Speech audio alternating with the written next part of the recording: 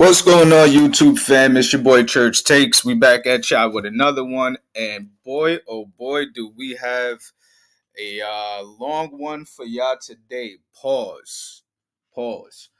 But I mean, there was a 3 hour, 55 minute pod today, so we might as well just get into it, man. Lord have mercy. So, my first take is people don't be having the time to watch a 4 hour pod, Joe. Um, just the first take. You got to put that out there.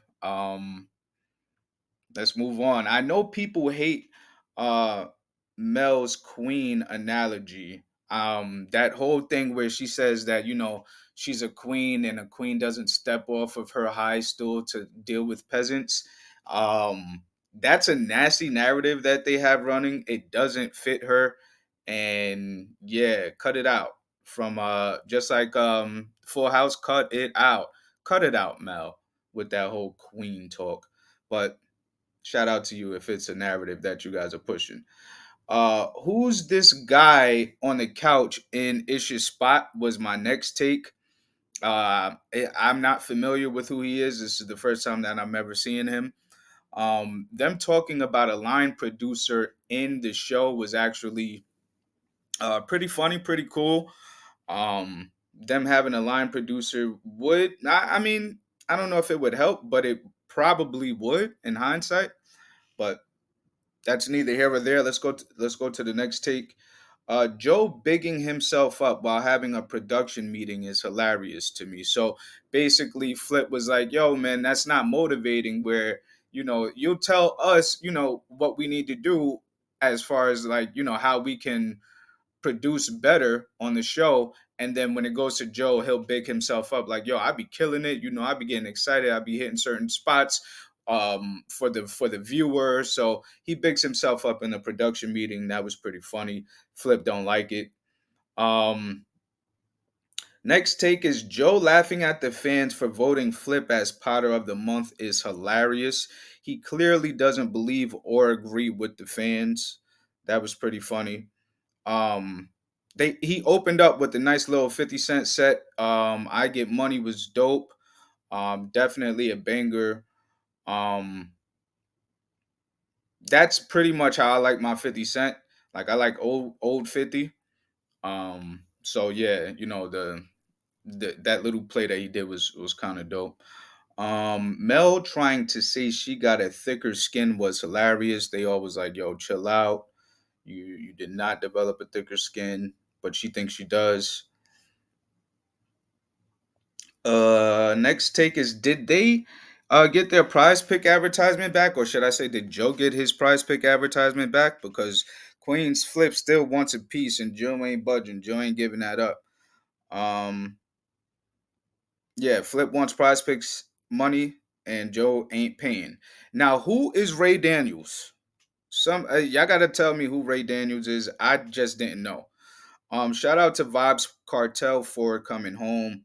Um, that Atlanta influences everything T-shirt. That's a really good idea. Shout out to them down in Atlanta. He started out with a horrible take that Atlanta influences everything. So that was Ray's first take, and yeah, I didn't necessarily like the fact that he started out with that, but that's just my opinion. Now, Yachty, going into the Yachty and Akaisa not dropping the whole song. In my personal opinion, I think Yachty made the executive decision. Kai Sanat asked Yachty if it was okay, and then Yachty said yes, and then Kai played the song. I don't think it was deeper than that, but I'm fresh to this, so I could be completely wrong. Maybe that was a whole play. And maybe I'm just naive to think that it wasn't a play. Or it could just be what it was. Maybe Yachty made the executive decision.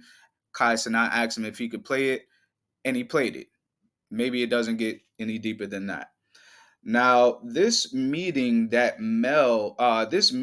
they had has Mel trying to actually pod. She's actually trying to give her input on certain things and let a little bit of personality out. They are being extremely performative over this Kai and Yachty situation. So I don't know if there was a narrative that they were pushing there, but they're being extremely performative over that situation. Now, Joe's understanding of the music business gives a lot of credence to why people listen to the show. Shout out to Joe for that. Um, Usher, I don't mind being leaked is pretty cool. Spilled tea from Ray. What's his name? Ray Daniels. Yeah, that was pretty cool. Spilled tea because no, I don't think anybody really knew that. Um, One really bad take, then one really good take for this guy Ray Daniels. Again, I'm just getting to start to know him because I didn't know who he was in the beginning of the pod. So as I go down the takes and the review, you'll see my opinion on Ray Daniels later on. Now, Joe, I like the fact that Joe is for the people. I mean, he'll put something out immediately.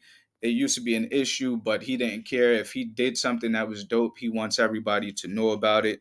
And I like the fact that he's for the people and he puts out stuff immediately.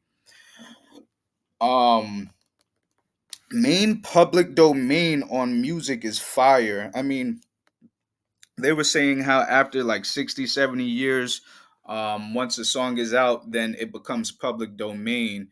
And that was pretty cool. I didn't know that. But the fact that there could be, all of those 70s songs are going to become public domain, and then producers and engineers can mix up and cook up from something back from that time, and then produce it in like 2030, 2035. It's going to be it's going to be amazing. It's going to be fire, especially with all AI and stuff nowadays. So shout outs to the direction that music is going in now. And I say that lightly. That's a deep statement, so let's just leave that where it's at and go on to the next take. Where are we? Joe went on to say that LeBron's wife really just likes their Kendrick Lamar apparel, and how she's not paying attention to the narrative that people are trying to portray. Then he went right on and painted the narrative. I mean, this is hilarious, diabolical Joe at its finest. He basically was like, "Yeah, she's not worried about what y'all talking about." And then immediately after that sentence, he went on to go talk about what he said that they were talking about. I mean, it's diabolical Joe at its finest. You can't go wrong. I love diabolical Joe. It's the interesting take, Ray Daniels, on how LeBron spoke to Drake like a child on the interview at the shop. It makes me want to go check that interview out again. I didn't really peep it, but again, I wasn't really looking for stuff like that. I wasn't really being intricate into into my details as I watch content. So it kind of makes me want to go back and take a look at that. So I'm not sure who he is, but so far, this guy ain't it. Damn, my bad, Ray. Um, but again, this is just what I'm seeing right now, as I was watching a particular pod, and we'll see how the opinion changes later on. Or if it doesn't change later on, you just got to tune in to hear how the opinion went within the show for a guest that I didn't know.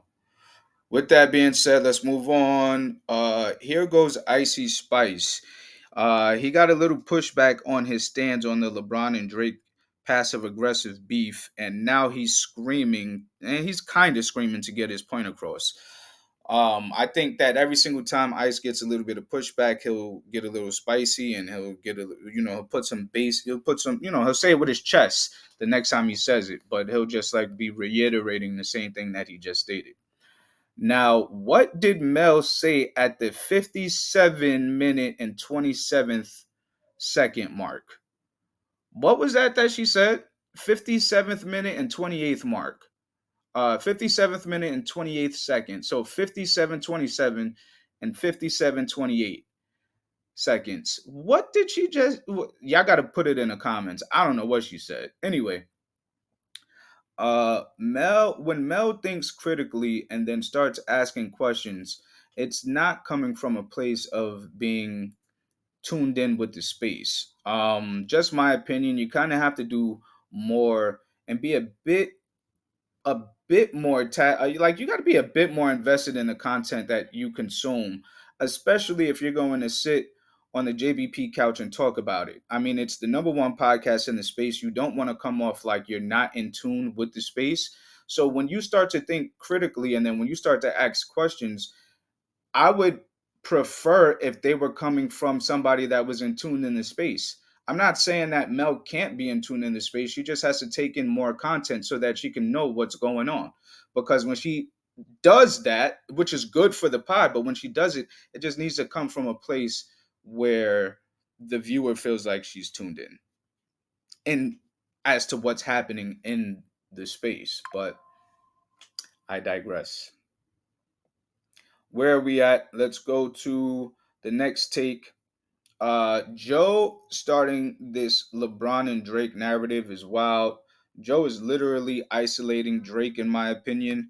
Diabolical Joe is great. I think Joe literally put Drake his in his spray can and then started to shake it up, and it's been working. It's been working. Now, Mel and Ice being disagreed that LeBron went to that concert. Yeah, Mel and Ice disagreeing. Okay, so basically they were saying should Drake be mad at LeBron? And Ice and Mel were saying, yeah, Kendrick should be mad at LeBron because if you're my dude, then you shouldn't be going to the They Not Like Us concert. And I mean, people are grown folk. They do what they want.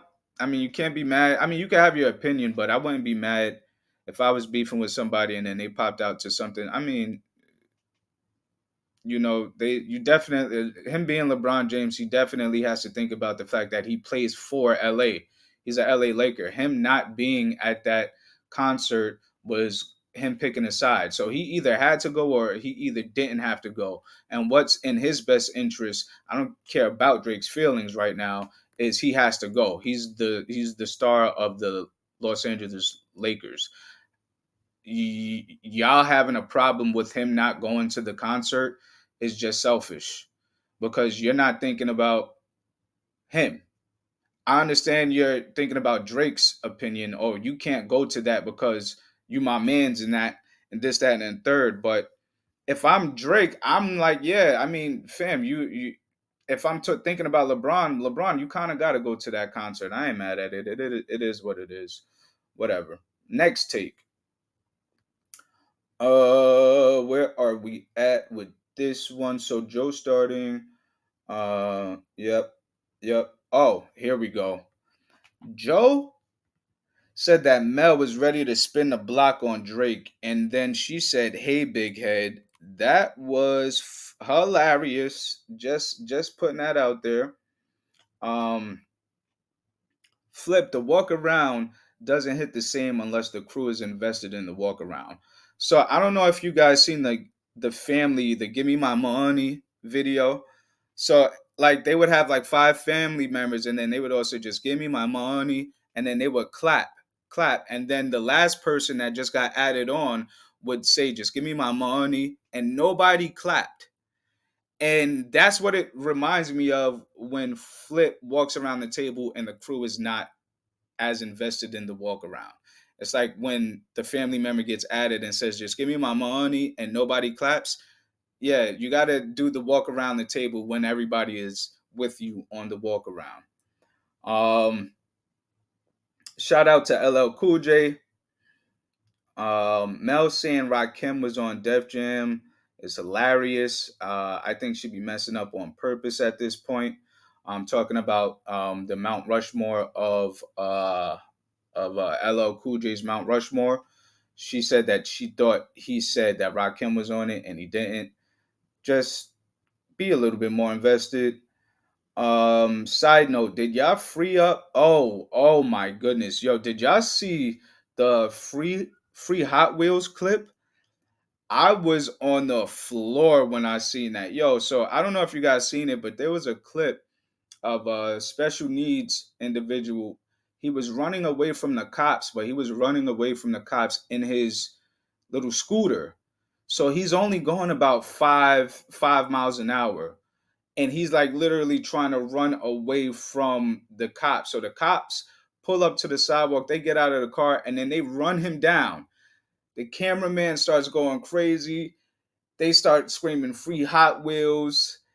Just the fact that he was trying to get away from the cops and he was literally going like 5 miles an hour.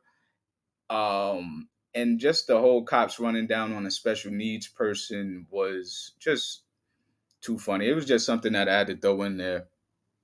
Um, as I was taking my takes, I guess I got a little sidetracked from the pod. Um, and I had to tell you guys about that one. But let's go ahead and go on to the next take. We are pausing a little too much now, Joe. He had said, he was saying something like, "I'm gonna jump in the middle of you two guys' argument." I mean, it's an argument that two guys are having on the pod. He had to follow that up by saying a pause. I don't think you have to pause on that when you are speaking about a pod. I mean, whatever. Just my opinion.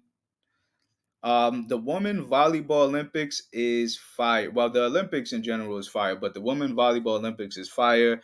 I mean, you got all that A moving all over the place. It is facts. It is all love, and I am here for it. Ray saying that Flip looks older than him is wild. That wasn't nice, Ray, but you got me on your side now. I mean, when you said that he looked older than you, that was nasty work. But again, it was funny. So I'm like, all right, hey, all right, that's a point. That's a point for Ray. Um, Shout out to Ice for bringing up the Dame Dash story. I made a video about that a while back. Go ahead and go check it out. I think I had covered it. Well, I didn't cover it before anybody, but this particular chapter of this news, I was one of the first people to cover it. So go check that out if you want. Moving forward, let's go to the next take. Ray Daniels seems like the type that if he knows about a situation, he'll want to lead the conversation details on the subject. I mean, he completely ran over ice bringing up the Dame Dash story with his details that everyone else knew. So basically, Ice brought it up, and then Ray Daniels like pretty much overstepped or overspoke Ice in regards to some of the details that was happening in the space because he seems pretty versed on that. Now that $1.2 million is the starting bid for the Dame for the 1/3 partnership in Rockefeller for Reasonable Doubt's asset. I think y'all are crazy if y'all think y'all can get this for any 1 point anything number. This is not going to go for 1 point something. 1.2 I think is the starting bid. That's the starting bid, y'all. This thing is it's they're gonna run it up more than likely. I'm pretty sure the appraisers are actually doing what they need to do right now, especially with everything that's to come in the future. Moving forward, let's go to the next take. I didn't know I was running a price up, but if you know, some people may want the price ran up for that particular deal. For the auction, the 1/3. Yeah, some people may want to run that price up. If you know, you know. Let's leave that there. Moving forward, having tenants is a headache. I would imagine for sure. Um, I'm a renter, so we're gonna continue to keep on renting for right now. Vibes Cartel is a vibe, and I thought they touched on it earlier in this episode. This is just another way that they know how to drag a conversation. Um, yeah, Flip, he touched on vibes being free, and then now they're going back into it. So shout out to Ice for, bringing them back into a conversation that they already had. Um, Ray calling out Flip for not knowing the words was great because he was right. So Flip is on this big Vibes Cartel wave, and then Ray goes, "Yo, fam, you don't even know the words to the song. Like, let's hear you repeat the words." And it was great because he was right. Flip didn't know none of the words. He was just pretty much humming it, and it was just pretty funny to see that. So let's go on to the next take. Joe is trying to isolate Drake, in my opinion, and I don't think he likes Ice's narrative. You got to go see it.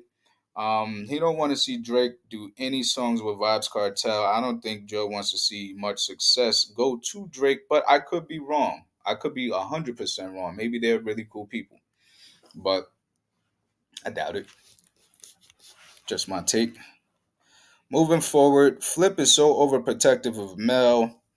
It's hilarious. Ray made an example of him and Mel going on a date. Now, he basically was saying, "Can he say put on that sweet perfume?" Now, Flip got so mad because Ray was using himself and Mel as the example.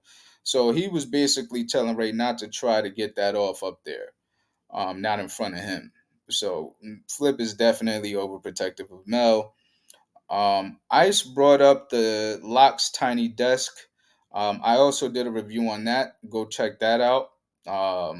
And go check out the Tiny Desk from the Locks. That was a 10 out of 10. Classic. Classic. Instant classic. Now, they said something about the Tiny Desk that I didn't know. They stated that um, it only being a look for the artist and that the labels make the money off of the labels making the money from the Tiny Desk, and it only being a look for the artist is something that I didn't know. Again, given that that's true, shout out to Joe for providing industry insight. Again, that's just something that I didn't know, and anytime you're learning new information, it's pretty cool. Moving forward, Method Man and Redman 54321 popped into my head immediately on two artists going back and forth in the studio comparison. So basically, Ray was saying, "Do you guys know of another song than Jadakiss and SP when they were going back and forth? Do you guys know of another song where two artists actually did that?" And that method for the 54321 definitely just popped into my head immediately. I'm surprised that nobody on the pod mentioned that song. Um, Now, I didn't know Cardi is pregnant. I knew about the divorce, but I didn't know about her being pregnant. Just leave that there. Next take is this is exactly why Joe be calling the crew buns. Um, they they be scared to catch fire. I mean, Ray is up there giving it up, and they're all just sitting there quiet as a church mouse. So, shout out to Ray Daniels, even though I'm unfamiliar with him. I mean, I like how he's giving it up now. Um, but yeah, they be scared to talk. Oh, that's what it is. They be scared to talk, pretty much. And Ray's up there giving it up. So basically, he had said something about the Otis comparison when he was talking about the two artists giving it up, and yeah, We Gonna Make It is a bit different than the Otis song. I think 54321 it would be a better comparison as far as two artists going back and forth with each other. Now, Watch the Throne was fire, although I may not agree with some of the talk points on the show. Like some of the points that they make and some of the talk points on the show, I may not agree with it, but I can respect how educated they are on the industry and music in general, which gives me as the listener and us as the listeners another outlook or perspective based on if we can believe what they're saying, it gives us another outlook or perspective on something, just a new look on things. So I mean, they sound like their opinions can be held with some sort of credibility. So that's another reason why people like the show, fellas and gals or gal. um, or my Vibes Cartel mode Gyal. But yeah, shout out to y'all, man. You know, you guys giving a certain opinion with with credibility behind it. People can stand on it and take that for what they want to take it for. So shout out to you guys. Joe be throwing shade that the fans don't know about. When your Eskimo brothers are fly and he can see why she did that was a shot. Something was there that I can't say because I don't know, but something was definitely there. Next take. I hired Mel for this was crazy. Again, it's another narrative that Joe is pushing. Meg twerking for the Dems. Um, so he was saying that he hired her to speak about Mel twerking for the Dems. Then when Mel goes on to say that when you hire Meg, you know what you're going to get, that's diabolical. Let me explain to you guys why. Joe hired Mel to talk about certain talk points, which is a narrative that he's pushing. Whether it be true, whether it not be true, that's a narrative that he's pushing. So I'm gonna run with it. Now, it's a little weird because Mel Ford was awesome in the beginning when she first got there. When it wasn't when it was a question whether she was going to be on the show, Mel was up there giving it up. She was out. She was giving it up. So now that Joe hires her, for her to become extremely cordial, extremely reserved, I mean, it's nasty, nasty work. It's crazy. So, anyways, why do people do that? Why do they show you the person that they think you want in the beginning, and then once they get you, the real comes out? I never like that. Just be who you are all the way around, and don't hit people with the facade. But people do that all the time. Um, anyway, moving forward, she has to be a bit more in tune with the space and spend less time at the workplace pool. Sorry for the shade mail, just an opinion. Sheesh. Damn. She has to be a bit more in tune with the space and spend less time at the workplace pool. That wasn't nice, Mel. That was shade. But it's just an opinion. Just an opinion. Trump is so well versed at answering hard questions, people should probably tread lightly when dealing with him on a public stage. Yeah, that's 100% true. Ray Daniels is up there giving it up. I mean, he's saying all of the things that the crew is scared to say, and he's taking a different stance than some of them on the pod. And most importantly, he can articulate himself well. So his points are coming across. They're hitting. They're not going dead. Um, I can see why Joe is going to bring this guy back. He's 10 times better than Mark Lamont Hill, but that's just my opinion. Mark Lamont Hill was the most recent guest before Ray Daniels, so I like Ray. I'm not the biggest Mark Lamont Hill fan, but whatever. Joe takes in a lot of content.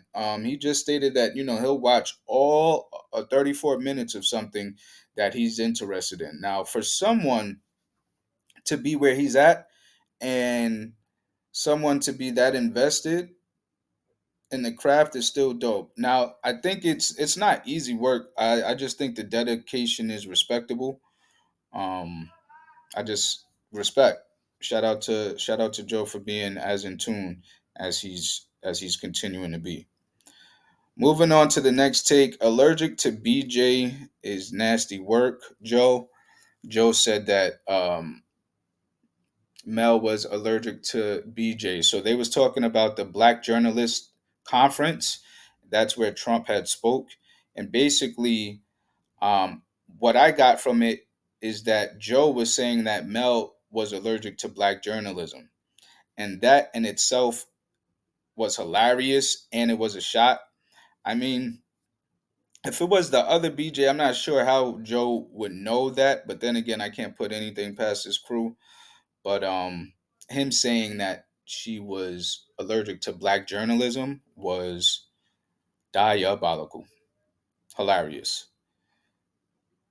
Now, Trump saying Kamala turned black is hilarious. He was saying that she was Indian at first and then she all of a sudden turned black. That was pretty funny. Um, yo, this is my next take. Joe pushes the narratives he wants to push, and this is his show, and he has an influence on how people think. So I'm not mad at it at all. I'm just saying he pushes the narratives he wants to push. And shout out to Joe for creating a space where he can actually do that. Get your ish off. You know what I mean? Uh Ray had a shot with Mel until Mel realized that he is a Republican. Just an opinion. He was talking crazy. He was talking like he was a big Trumper. Not Joe with the bad take comparing Candace Owens and Kamala Harris together with the God is good all the time Breakfast Club moment. He was thinking that Kamala Harris did what Candace Owens did, but Joe, not Well, I guess we're all entitled to our bad takes. We all human. Damn, I think they're spending way too much time on this. I like when they touch politics, but again, I'm a fan of a shorter pod. And when they can get in and out of topics without dragging certain conversations. Nonetheless, this is not my show, and I am here for the entertainment. I'm here for the content. So you guys pod on, pod on. Next take is shout out to Flip for saying that Mel can play the Kamala Harris role in the new Lifetime movie. I think that was dope. Ray is still giving it up on politics, but kind of just like the last episode when Mel was giving it up in politics, I personally was already over the topic, so I wasn't even trying to hear it, even though he was, giving good takes.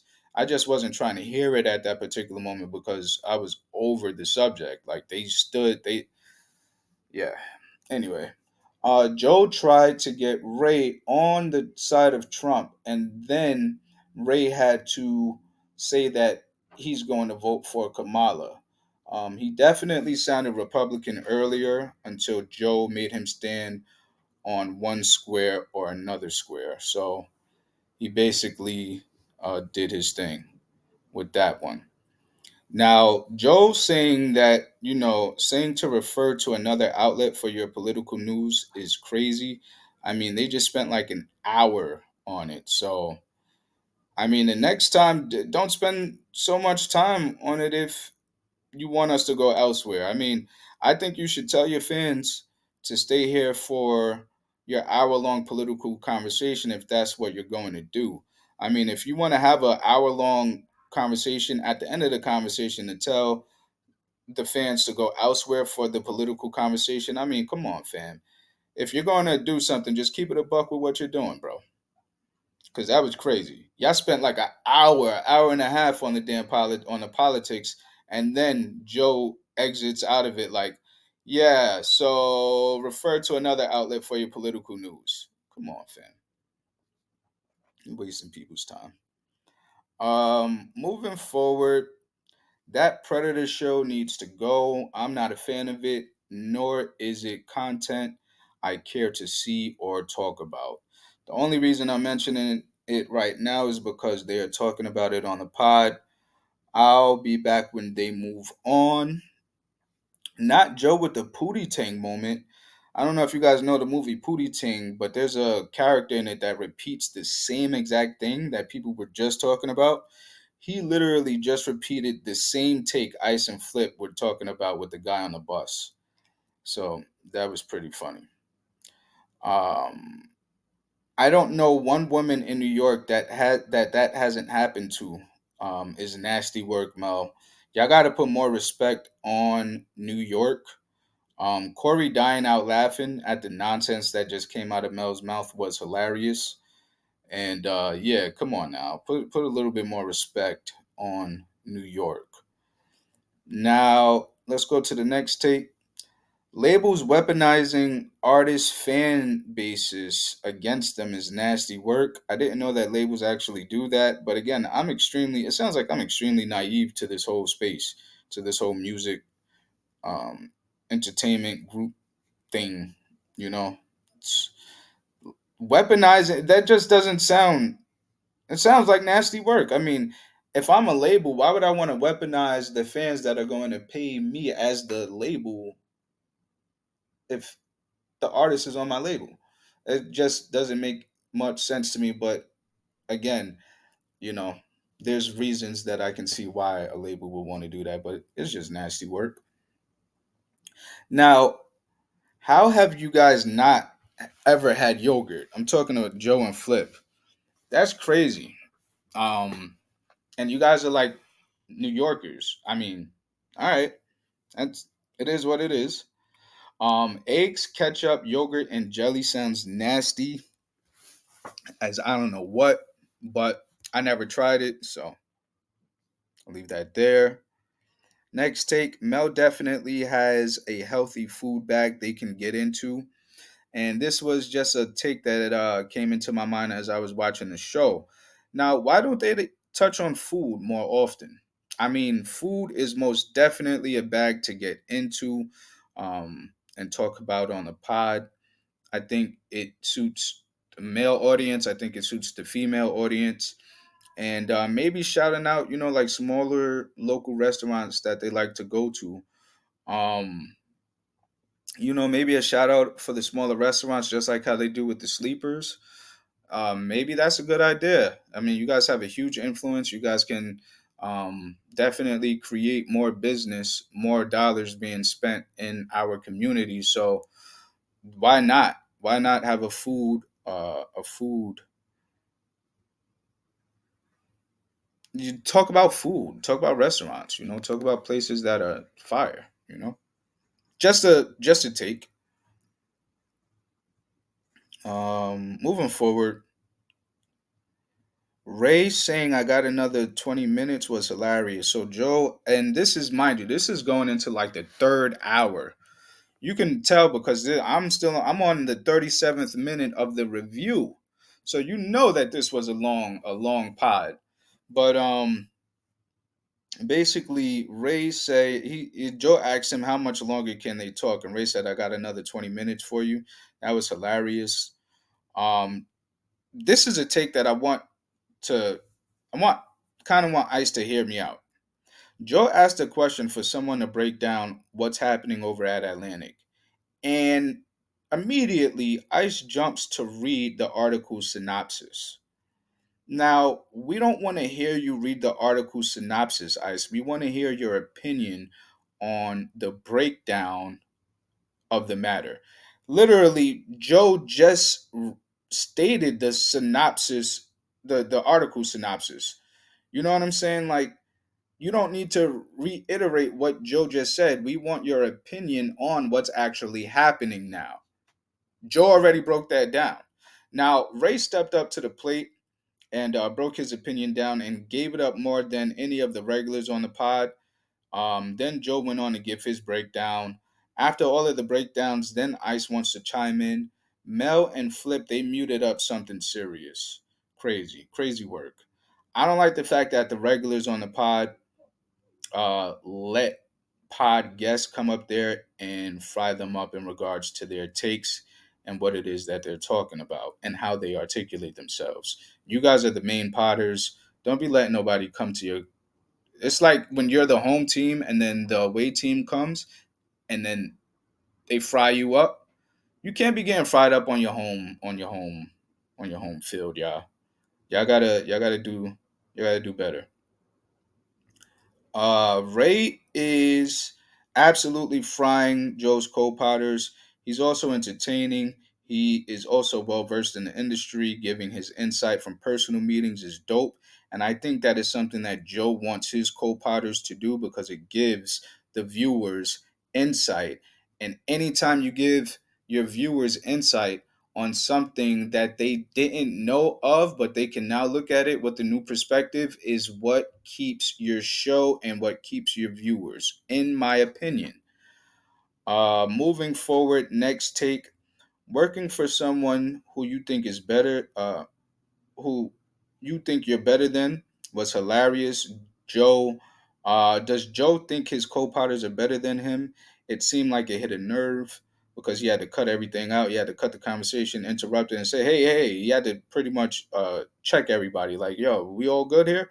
So that was pretty funny. I think that actually hit a nerve. Let's go into the next take. He said he knows. He said that she knows that his boys don't call him.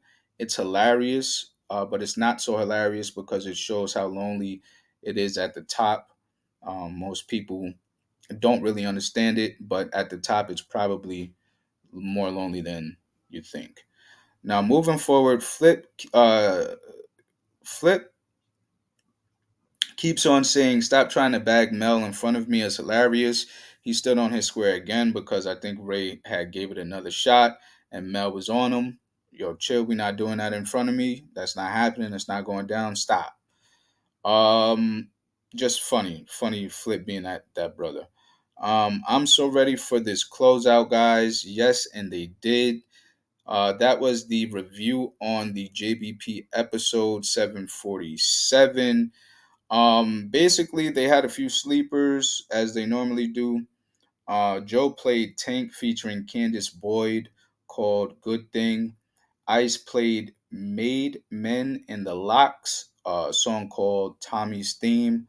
Parks played Killer Mike featuring Anthony Hamilton, a song called Nobody Knows.